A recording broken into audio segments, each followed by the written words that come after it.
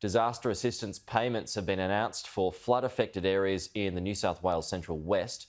Premier Dominic Perrottet has visited the town of Forbes to meet impacted farmers and volunteers.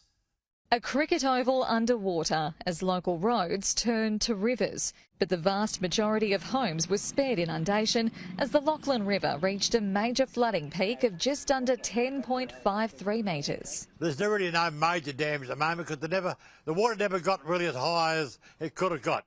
Outside of town, though, it's a different story. It is a real cruel blow to our local farmers who were expecting a bumper harvest. Millions of dollars worth of crops have been potentially lost. The extent of damage won't be known until floodwaters recede. A process has begun to declare the area a natural disaster zone. We've been there side by side with our rural communities, and I'll tell you once again, the New South Wales government will have your back. The New South Wales government promised in 2019 it would raise the wall of the Wyangala Dam, which has been spilling up to 30 gigalitres a day. Local authorities say a failure to deliver is to blame for the evacuations of 800 homes. It shouldn't just be times when there's floods, when these conversations occur. We've got to do it during good times as well. So we've announced that work. We're moving through it. And then ultimately, once we've got all the reports in front of us, we'll be continuing our discussions with the federal government to get these projects moving.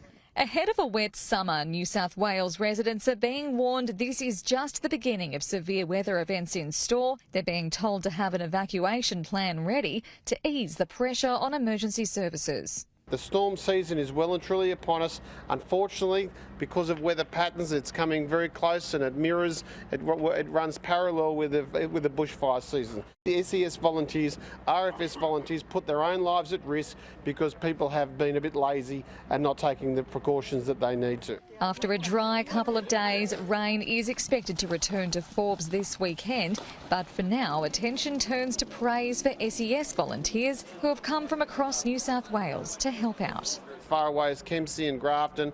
I think I've seen somebody from Bathurst. That is the spirit that gets our state through these difficult times. Claire Todd-Hunter, Sky News, Forbes.